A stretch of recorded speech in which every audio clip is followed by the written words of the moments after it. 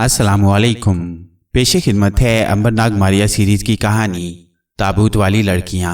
दूसरी तरफ गार्शन का चेहरा जब अपनी असली हालत पर आ गया तो उसने आतिशदान में आग रोशन की और उसके सामने चौकी पर बैठ गया। वो आतिशी शैतान के मंत्र पढ़ रहा था। मंत्र खत्म करने के बाद गार्शन ने आतिशदान के शोलों की तरफ देखा तो वहां आतिशी शैतान की शक्ल नमूदार हो गई थी। गार्शन ने आतिशी शैतान को बताया कि जो नई नागिन वो लाया है उसके खून के असर से झटके लगते हैं और उसका जख्म अपने आप बंद हो जाता है। आतिशी शैतान ने एक भयानक कहकहा लगाया और कहा, यह औरत खलाई जादूगरनी है, ये तेरी मौत बनकर आई है, ये तुझे हलाक कर देगी। इससे जल्दी छुटकारा हासिल कर वरना तू जिंदा नहीं बचेगा। ये कहकर आतिशी शैतान गायब हो गया। गार्शन तो परेशान हो गया। उसका खून खौल उठा कि यह औरत उसकी मौत का पैगाम लेकर वहां आई थी। वो तेजी से कमरे से निकला और कब्रिस्तान वाली कोठरी की तरफ लंबे लंबे डग भरता दौड़ा। कोठरी को जोर से खोला और केटी के ताबूत के पास जाकर खड़ा हो गया। उसने अपने लंबे कोट की जेब से तलवार खींचकर बाहर निकाली और ताबूत का ढकना उठाते ही तलवार के वार करने शुरू कर दिए। उसका सांस फूल गया, मगर यह देखकर उसके हाथों के तोते उड़ गए कि ताबूत खाली था और केटी वहां पर नहीं थी। उसने चौंक कर कोठरी में चारों तरफ देखा, केटी वहां नहीं थी। गार्शन ने जल्दी जल्दी दूसरे ताबूत खोल दिए। उन ताबूतों में दूसरी स्याहपोश लड़कियां आंखें बंद किए सो रही थीं। गार्शन ने ताबूत बंद किया और भागकर कब्रिस्तान में आ गया। सुबह की हल्की हल्की रोशनी हो रही थी, मगर कब्रों के ऊपर दरख्तों के नीचे अभी अंधेरा था। वो केटी को कब्रिस्तान में तलाश करने लगा। एक कब्र पर से गुजरते हुए उसका पांव कब्र में धंस गया। उसके मुंह से चीख निकल गई क्योंकि कब्र के अंदर किसी ने उसका पांव पकड़ रखा था। गार्शन ने अपना पांव छुड़ाने की बहुत कोशिश की, मगर वो कब्र के अंदर ही अंदर धंसता चला गया। कब्र के अंदर कोई उसे खींच रहा था। कब्र में अंधेरा था। गार्शन ने आंखें पूरी खोलकर देखा कि 4 मुर्दे एक ही कब्र में दीवार के साथ लगकर बैठे हैं। उनकी खोपड़ियां चमक रही थीं और हाथों में खंजर थे। एक मुर्दे ने उसकी टांगों को जकड़ रखा था। गार्शन के हलक से खौफ की आवाजें निकलने लगीं। चारों मुर्दे उस पर टूट पड़े और देखते ही देखते उसके जिस्म को काट कर रख दिया। खूनी शैतान को उसके गुनाहों की सजा मिल गई थी। कब्र के बाहर दरख्त के पीछे केटी स्याह लिबास में मलबूस स्याह नकाब पहने खामोश खड़ी कब्र को देख रही थी। कब्र में गार्शन को उसके गुनाहों की जो सजा मिली थी उसे केटी ने देख लिया था। केटी वहां से हटकर कोठरी में आ गई। उसने दोनों लड़कियों के ताबूत खोल दिए। कोठरी में दिन की रोशनी आ रही थी। लड़कियों ने आंखें खोलकर केटी को देखा और चीख कर कहा, ताबूत बंद कर दो, अंधेरा करो, हम मर जाएंगी, हम रोशनी में मर जाएंगी, हम मुर्दा हैं, हम अंधेरे में जिंदा होती हैं। केटी ने कोठरी का दरवाजा खोल दिया। दिन की साफ रोशनी अंदर आने लगी। दोनों ताबूत वाली लड़कियों की हालत खराब होना शुरू हो गई। रोशनी उनके जिस्म पर पड़ी तो उनके जिस्म स्याह पड़ गई और फिर देखते देखते वो मिट्टी की ढेरियां बन गई। केटी ने देखा कि ताबूतों में लड़कियों की जगह हड्डियों के ढांचे पड़े थे, इस ख्याल से कि ये लड़कियां फिर से शैतानी रूप ना धार लें। उनकी खोपड़ियां उनकी गर्दनों से अलग कर दी। इस काम से फारिग होकर केटी कब्रिस्तान में आ गई। उसने अपने चेहरे पर हाथ फेरा। उसके दोनों दरिंदों जैसे नोकीले दांत गायब हो चुके थे। केटी ने अपना स्याह नकाब उतार कर फेंक दिया। उसके दिल में माजी की यादें फिर से जिंदा हो गई थीं। नेकी का रास्ता इख्तियार करने और बुराई के रास्ते पर ना चलने की वजह से केटी का दिल बेहद हल्का फुल्का हो गया था और उसकी याददाश्त लौट आई थी। अब उसे याद आने लगा कि वो केटी है और थिसोंग अंबरनाग और मारिया से बिछड़ गई थी। केटी ने खुदा का शुक्र अदा किया कि वो बुराई के रास्ते से बच गई, वरना उसका भी वही हसरतनाक इंजाम होता जो गार्शन और दूसरी ताबूत वाली लड़कियों का हुआ था। केटी कब्रिस्तान वाले सहन से होकर उस आसेबी वीरान महल के दरवाजे पर आ गई। बाहर उसके सामने खाड़ी का समुंदर था और महल की सीढ़ियां पानी में डूबी हुई थीं।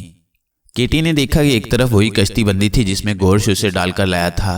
केटी कश्ती में बैठ गई और आहिस्ता आहिस्ता चप्पू चलाने लगी। वो खाड़ी को पार करके दूसरे किनारे पर आ गई। उसके सामने कुछ फासले पर मार्सिल्स का कदीम फ्रांसीसी शहर नींद से बेदार हो चुका था। केटी ने फिजा में गहरा सांस लिया। उसे थिसोंग, मारिया नाग और अंबर में से किसी की खुशबू महसूस न हुई। वह समझ गई कि ये गार्शन उसे ना जाने कहां से कहां ले आया है और अब खुदा जाने उसके अपने साथियों से कब दोबारा मुलाकात हो। केटी ने स्याह चुस्त लिबास पहन रखा था। उसके बाल सुनहरी और आंखें नीली थीं। वह शहर में दाखिल हुई तो लोग उसके आसमानी हुस्न से बड़े मुतासिर हुए। केटी की समझ में नहीं आ रहा था कि वो कहाँ जाए। ले देकर उसे शहर की कारवांसराही का ख्याल आया कि वहां जाकर ठहरे और किसी दूसरे मुल्क को जब कोई काफिला चलने लगे तो उसके साथ हो ले और नागंबर की खोज लगाए। केटी के पास सिक्के भी नहीं थे। उन दिनों फ्रांस पर रोम का कब्जा था और रोम के बादशाह की तरफ से वहां एक रूमी गवर्नर हुकूमत करता था। केटी ने कारवां सराय में आकर एक कमरा लेना चाहा, मगर कारवां सराय के मालिक ने कहा कि वो चांदी के सिक्के लिए बगैर उसे कमरा नहीं देगा। केटी ने कहा कि मेरे पास तो कुछ भी नहीं है। वहीं एक बूढ़ा पादरी भी खड़ा था। उसकी सफेद दाढ़ी थी और चेहरे पर नूर बरस रहा था। उसने कारवां सराय के मालिक से कहा, तुम मेरी बेटी को कमरा दे दो, सिक्का मैं अदा करूंगा। केटी ने पादरी का शुक्रिया अदा किया। पादरी ने कहा, बेटी तुम अकेली हो, शहर में हर किस्म के लोग होते हैं, बेहतर है तुम मेरे साथ वाला कमरा ले लो, मैं तुम्हारी देखभाल कर सकूंगा।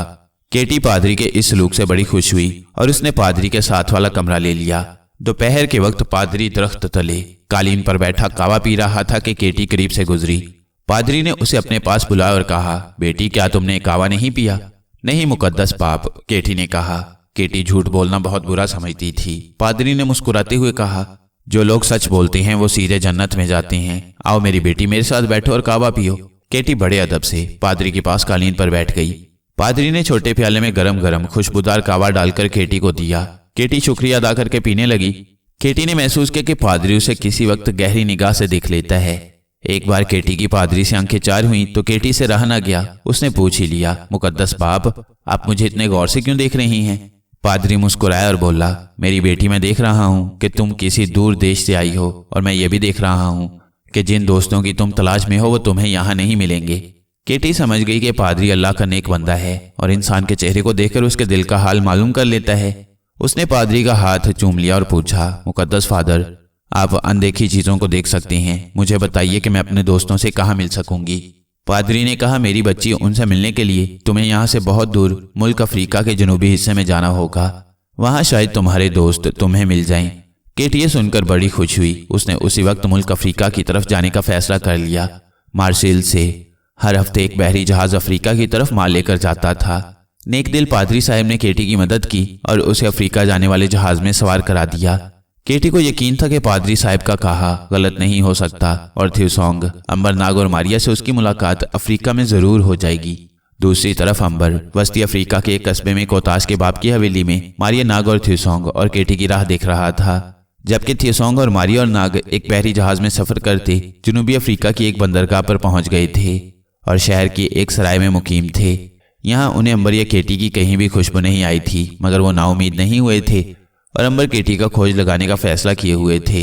उन्हें कारवां सराय में ठहरे 3 रोज हुए थे कि एक रोज एक मुसाफिर सराय में उतरा। उसने लोगों को बताया कि वहां से 500 किलोमीटर दूर एक कस्बा है जहां एक ऐसा जादूगर रहता है जिस पर आग और तीर तलवार का कोई असर नहीं होता। थियोसोंग, मारिया और नाग भी ये सुन रहे थे। उनके कान खड़े हो गए। ये जादूगर अंबर के सिवा और कोई नहीं हो सकता था। उन्होंने मुसाफिर से पूछा कि क्या वो उस जादूगर से मिला है। मुसाफिर ने कहा कि वो खुद तो नहीं मिला, मगर उसने अपनी बड़ी बहन से सुना है और उसकी बहन जादूगर से मिल चुकी है। उसने बताया कि जादूगर पर राजा के सिपाहियों ने तीर बरसाए, मगर सारे के सारे तीर जादूगर के जिस्म से टकराकर नीचे जमीन पर गिर पड़े। नाग, थियोसोंग और मारिया खुशी से उछल पड़े। नाग बोला, ये यकीनन अंबर ही है। उन्होंने उसी वक्त मुसाफिर से 500 मील दूर कस्बे का पूरा पता लिया और घोड़ों पर सवार होकर उस तरफ रवाना हो गए।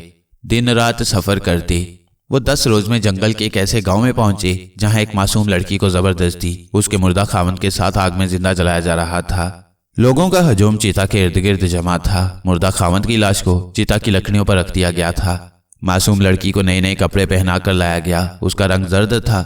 वो मौत के खौफ से कांप रही थी, मगर वो वहां से भाग नहीं सकती थी। पुजारी और काहिन उसे पकड़ कर ला रहे थे। फिर उन्होंने लड़की को उसके मुर्दा खावंद के सरहाने लकड़ियों की चिता पर बिठा दिया। थियोसोंग, मारिया और नाग भी लोगों में खड़े ये भयानक मंजर देख रहे थे। मारिया ने आहिस्ता से कहा, नाग, इस बच्ची की जान बचाना हमारा फर्ज है और ये काम सिर्फ तुम ही कर सकते हो।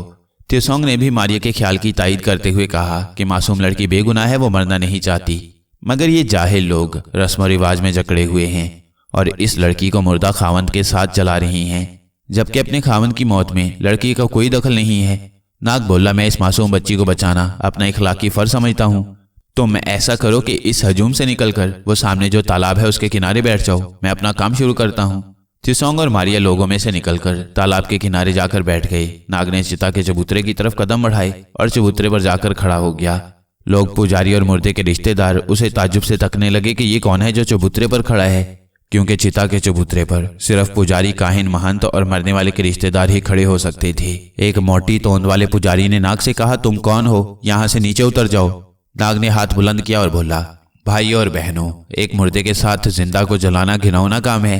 ये बहुत मकरूह गुनाह है। इस लड़की का कोई कसूर नहीं, फिर तुम इसे मुर्दे के साथ क्यों जला रही हो? इस बात पर तो लोगों में शोर मच गया। काहिन और महंत पुजारी खा जाने वाली नजरों से नाग को देखने लगे। मासूम लड़की ने उम्मीद अफरोज निगाहों से नाग की तरफ देखा, मगर जल्द ही उस पर मायूसी छा गई, क्योंकि वो जानती थी एक अकेला बेबस नौजवान इतने सारे जालिमों में उसकी जान नहीं बचा सकेगा। एक पुजारी ने चीख कर कहा, यह हमारे आबा और अजदाद के मजहब का दुश्मन है। अब ये हमारे मुकद्दस रस्म और रिवाज में दखल दे रहा है। इसे यहीं खड़े खड़े हलाक कर दो। इतना सुनना था कि लोग नाग को मारने के लिए उसकी तरफ लपके। नाग ने कहा, भाइयों, तुम मुझे पकड़ ना सकोगे। अल्लाह ताला हर शय पर कादिर है। मैं उसका नाम लेकर एक बार फिर तुम्हें खबरदार करता हूं कि बेगुनाह लड़की के खून से अपने हाथ मत रंगो। पुजारी चीख रहे थे, इसको मार डालो। जो ही लोग तलवारें खंजर निकालकर नाग के करीब आए, नाग ने सांस खींचकर छोड़ा और वो पहली बार उड़न सांप बनकर फिजा में बुलंद हुआ और उन लोगों के सरों के ऊपर से फुंकारे मारता हुआ चक्कर लगाने लगा। लोग तो दम बखुद होकर रह गए। उनकी आंखें फटी हुई थीं, मुंह हैरत के मारे खुल गए थे। चिता पर बैठी बदकिस्मत लड़की भी हैरान होकर सांप को फिजा में लोगों के सरों के ऊपर चक्कर लगाते देख रही थी। पुजारी, महंत और मोटी मोटी तोंदों वाले पंडित ये कैसे बर्दाश्त कर सकते थे कि कोई दूसरा शख्स उनकी जगह ले और लोग उस आदमी की तरफ तवज्जो करें। चुनाचे उन्होंने शोर मचा दिया, ये जादूगर है, ये शोबदेबाजी है, इस तरफ ध्यान मत दो, चिता को आग लगा दी जाए। और एक पुजारी ने जल्दी से चिता को आग लगा दी। चिता की लकड़ियों पर घी तेल डाल दिया गया था। सूखी लकड़ियों ने एकदम आग पकड़ ली। नाग ने यह मंजर देखा तो फुंकारता हुआ गोता लगाकर चिता के पास आया और एक धारीदार जर्द शेर की शक्ल में जाहिर होकर इतनी जोर से गरजा कि कई लोग वहीं खौफ के मारे बेहोश हो गए। बाकी इधर उधर भाग गए। पुजारी और पंडितों की यह हालत थी कि थर-थर कांप रहे थे। शेर ने अपना मुंह खोलकर एक धाड़ मारी और पुजारी पंडित चबूतरे से छलांगे लगाकर गांव की तरफ ऐसे भागे कि फिर उन्होंने मुड़कर भी ना देखा। लड़की भी खौफ से सहमी हुई थी। वो नाग को कोई अवतार या देवता समझने लगी थी जो आसमानों पर से उसकी मदद करने आया था। वो मजहबी लड़की थी और जानती थी कि देवता इंसानों की मदद करने कभी कभी जमीन पर किसी न किसी रूप में आ जाया करते हैं। नाग ने जब मैदान साफ देखा तो फौरन नाग की इंसानी शक्ल इख्तियार कर ली और लड़की से कहा, मेरे साथ चलो बहन। लड़की चिता से उठी, नाग के आगे हाथ जोड़कर और सर झुकाकर खड़ी हो गई और बोली, महाराज, मैं आपकी दासी हूँ, नौकर हूँ, आप जो हुक्म देंगे वैसे ही करूंगी। और लड़की नाग के साथ चिता के चबूतरे से उतर पड़ी। उसने घूमकर चिता पर रखी अपने खावंद की लाश को देखा और नाग से बोली, मैं इससे शादी नहीं करना चाहती थी मेरे देवता, मगर मेरे माँ बाप सौतेले हैं। उन्होंने दौलत लेकर मेरी शादी जबरदस्ती इसके साथ कर दी थी। अभी हमारी शादी को दूसरा दिन हुआ था कि मेरा खावंद एक घाटी में गिरकर मर गया। नाग ने कहा, जो कुछ भी है, मैं सिर्फ इतना जानता हूं कि हम तुम्हें जिंदा आग में जलते नहीं देख सकते थे। मेरे दोस्त और साथी तालाब के किनारे बैठे मेरी राह देख रही हैं। यहां से उधर निकल चलो। नाग उस लड़की को लेकर थिसौंग मारिया के पास आ गया। मारिया को देखकर लड़की ने कहा, मैं मरना नहीं चाहती, और फिर जिंदा आग में जलना कौन पसंद करता है, मगर ये लोग मुझे जबरदस्ती आग में डाल रहे थे। थिसौंग ने कहा, नाग, हमें सबसे पहले यहाँ से फरार होकर इस लड़की को किसी महफूज जगह पर पहुंचाना होगा, वरना गांव के लोग मिलकर हम पर हमला कर सकते हैं। उस हमले में हमें तो कोई नुकसान नहीं पहुंचेगा, मगर इस लड़की की जान जाने का खतरा अपनी जगह पर मौजूद है। नाग बोला, तुम लड़की को लेकर जंगल को जाने वाले रास्ते पर चलो, मैं सांप बनकर तुम्हारी हिफाजत करूंगा।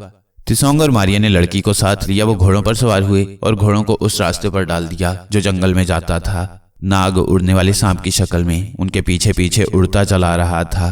पुजारियों ने देख लिया था कि जादूगर उनकी लड़की को भगा कर ले गया है, मगर नाग के जादू के सामने उनकी एक न चली। बड़े पुजारी ने कहा, मुर्दे को जला दिया जाए। हम मुर्दे की बीवी को बहुत जल्द वापस लाकर इस चबूतरे पर जिंदा जलाएंगे। लोग अपने पुजारियों से डरते थे। उन्होंने उनकी बात पर यकीन कर लिया।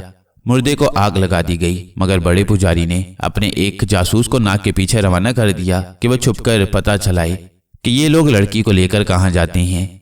नाग, थिसौंग और मारिया लड़की को लिए जंगल में निकल गए। दोपहर के वक्त वो एक तालाब पर पहुंचे जिसके किनारे एक पुराना मंदिर बना हुआ था। मारिया ने कहा, हम यहाँ कुछ देर आराम करना चाहते हैं। लड़की को भी आराम की जरूरत है। उस लड़की का नाम कौसमा था। कौसमा अगरचे मौत के मुंह में निकल आई थी, मगर अब उस पर भी खौफ छाया हुआ था। मारिया, थिसौंग और नाग ने उसे तसल्ली भी दी, मगर वो कहने लगी कि तुम बड़े पुजारी के जादू से वाकिफ नहीं हो, वो मुझे जिंदा नहीं छोड़ेगा।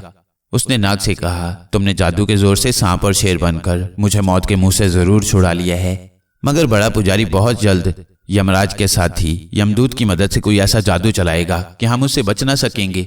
नाग ने हंसकर कहा, कौसमा, जब तक तुम्हारे पुजारी का जादू हरकत में आएगा हम यहाँ से बहुत दूर निकल चुके होंगे।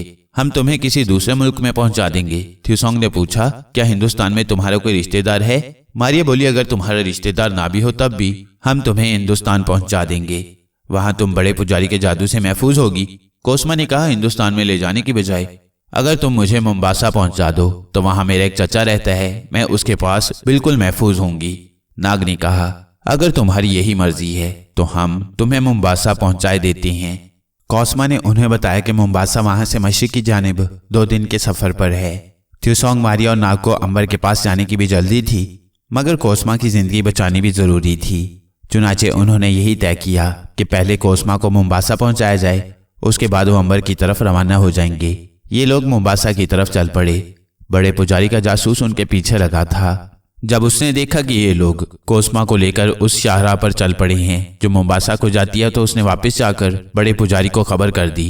बड़ा पुजारी दिल मसोस कर रह गया, क्योंकि वो जानता था कि लड़की कोस्मा मोम्बासा में अपने चचा के पास जा रही है, जो उस इलाके का सबसे बड़ा जादूगर है, जिसके जादू का कोई तोड़ नहीं है। उसने गांव के लोगों से यही कहा कि वो बहुत जल्द कोस्मा को वापस ले आएगा, मगर दिल में तय कर लिया कि अब वो उसके खिलाफ कोई कार्रवाई नहीं करेगा। थ्यूसोंग, मारिया और नाग ने कोस्मा के साथ 2 दिन का सफर तय कर लिया तो मोम्बासा शहर के कुर्बोजवार में पहुंच गए। कोस्मा उन्हें अपने चचा के घर ले गई, जिसका नाम तोगान था। उसे काले इलम और जादू पर बड़ी महारत हासिल थी, मगर उसने अपने इस इलम का राज किसी को नहीं बताया था। उसकी भतीजी कोस्मा को भी मालूम नहीं था कि उसका चचा तोगान एक जादूगर है। तोगान ने नाग और अंबर, मारिया, थ्यूसोंग को देखते ही अंदाजा लगा लिया कि ये गैर मामूली लोग हैं। कोस्मा ने नाग के बारे में तो साफ ही बता दिया कि नाग जादू जानता है और सांप बन सकता है। तोगान मुस्कुराया, इस किस्म का जादू तो अफ्रीका के जंगली जादूगर अक्सर करते रहते हैं। बहरहाल मुझे खुशी हुई है कि तुम लोगों ने मेरी भतीजी को मौत के मुंह से बचा लिया। मैं तुम्हारा शुक्रिया अदा करता हूँ। थ्यूसोंग और नाग ने इस ख्याल का इजहार किया कि अब वो वापस जाना चाहते हैं, मगर तोगान बखूबी जानता था कि उनमें मारिया एक ऐसी लड़की है जो असल में एक गैबी औरत है, मगर मंगला देवी के तिलिस्म की वजह से ज़ाहिरी हालत में चल फिर रही है। तोगान को एक गैबी औरत की बड़ी मुद्दत से तलाश थी। वो एक ऐसा अमल करना चाहता था जिसमें एक गैबी औरत ही उसकी मदद कर सकती थी। तोगान के पास अफ्रीका का सारा जादू था, मगर वो गायब होने का मंत्र नहीं जानता था और किसी गैबी औरत का मिलना तो नामुमकिन में से था। अब जब उसने देखा कि एक गैबी औरत अपने आप उसके घर में आ गई है, तो फिर वो भला उसे कैसे जाने देता। उसने कहा, तुम लोग मेरे बच्चों की तरह हो, मेरे यहाँ आए हो तो मुझे अपनी मेजबानी का मौका दो। कम से कम 2-3 रोज तो मेरे पास ठहरो। अगरचे मेरे कोई बीवी बच्चा नहीं है, मगर मेरे नौकर और कनीजें तुम्हारी बहुत खिदमत करेंगे। तोगान का इखलाक बज़ाहिर इतना अच्छा था कि तोगान, नाग और मारिया वहां कुछ देर रुकने पर मजबूर हो गई। कोस्मा ने भी ठहरने पर बेहद इसरार किया था। जब ये लोग तोगान के मकान पर रहने के लिए तैयार हो गए तो तोगान ने अपना अमल शुरू कर दिया। जब रात का अंधेरा चारों तरफ छा गया तो तोगान चुपके से अपने मकान के चोर दरवाजे से निकलकर जंगल के दरमियान एक पुराने तालाब के किनारे बनी हुई एक समाधि पर आ गया। समाधि वो चबूतरा होता है जिसमें हिंदू मुर्दे की हड्डियां चिता से उठाकर किसी मर्तबान में डालकर दफन कर दी जाती हैं। कुछ हड्डियां ये लोग दरिया गंगा में बहा दिया करते हैं और कुछ अगर जरूरत हो तो दरिया में दफन करके ऊपर एक छोटी सी बुर्जी बना देती हैं, जिसे समाधि कहा जाता है। जिस समाधि पर तोगान आया था उसमें एक ऐसी औरत की हड्डियां दफन थीं जो काले जादू का एक अमल करते करते हलाक हो गई थी। तोगान ने समाधि के पास लोबान सुलगाया और मंत्र पढ़ना शुरू कर दिया। चारों तरफ जंगल ही जंगल था, जिसमें रात का अंधेरा और खामोशी छाई थी। किसी वक्त दूर से किसी शेर की हल्की सी गरज की गूंज सुनाई दे जाती थी। देर तक तोगान मंत्रों का जाप करता रहा। जब उसका विर्द पूरा हो गया तो उसने जेब से एक पुड़िया निकालकर खोली। उसमें सफेद रंग का सफूफ था। तोगान ने सफूफ को सुलगते हुए लोबान के ऊपर डाल दिया। सफूफ के जलने से लोबान में से नीले रंग का धुआं उठना शुरू हो गया।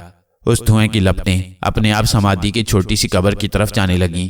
धुएं की लहरें समाधि की कब्र में दाखिल हो रही थीं।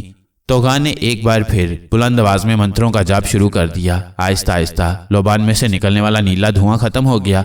ये सारे का सारा धुआं समाधि की कब्र के अंदर चला गया था। तोगान ने मंत्र पढ़ना रोक दिया और गौर से समाधि की तरफ तकने लगा। समाधि की कब्र मिट्टी की एक छोटी सी ढेरी थी जिस पर खुश्क घास उग रहा था।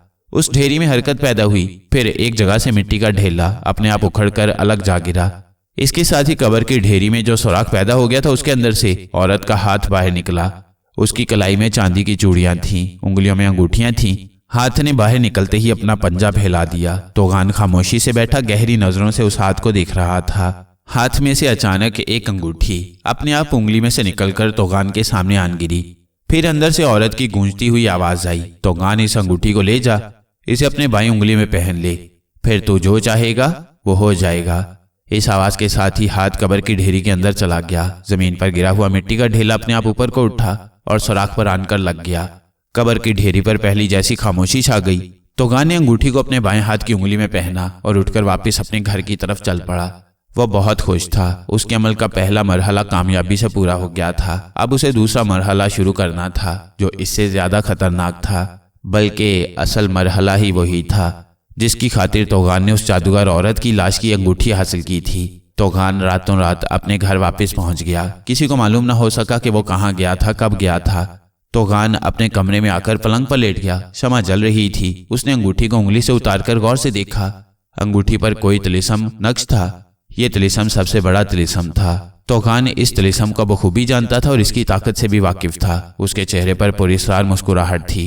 उसने अंगूठी दोबारा अपनी बाएं हाथ की उंगली में पहन ली और लेट गया। सुबह होने ही वाली थी। दिन निकला तो नागमारी और थिसोंग भी अपने अपने कमरों से निकलकर बाहर सहन में आ गए, जहां कुर्सियां बिछी थीं और नाश्ता लगा दिया गया था। कौसमा भी वहां आ गई। थोड़ी देर में तोगान भी मुस्कुराता हुआ आ गया। वो आज बड़ा खुश था और कभी कभी मारिया को गहरी निगाह से देख लेता था। उसने खुशगवार बातों के माहौल में नाश्ता किया। नाश्ते के बाद तोगान ने कौसमा से कहा कि वह मेहमानों को जंगल वाली झील की सैर करा लाए।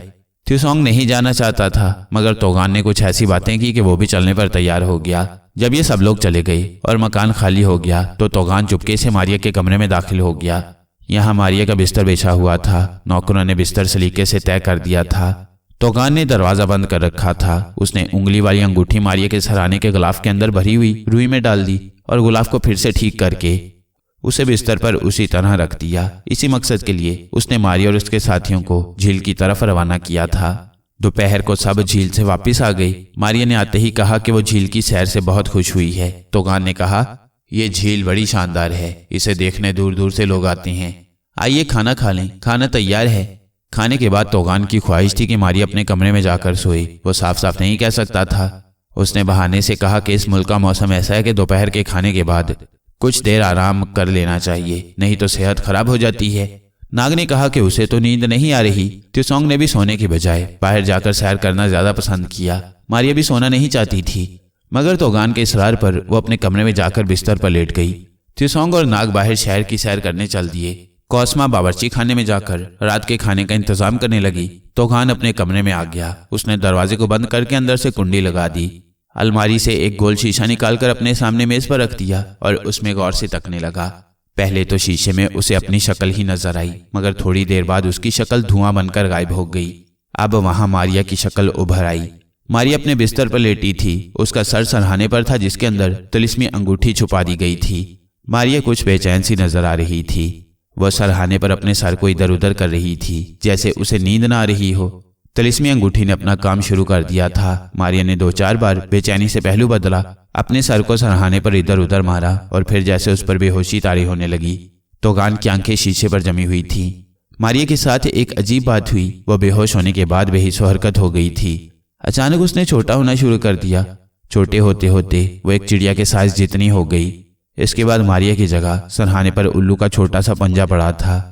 तोगान का चेहरा खुशी से खिल उठा। उसे इसी उल्लू के पंजे की जरूरत थी। उल्लू के इस पंजे के बगैर वो अपने मकसद में कामयाब नहीं हो सकता था, और यह तिलिस्मी पंजा सिर्फ एक गैबी औरत की मदद से ही हासिल किया जा सकता था।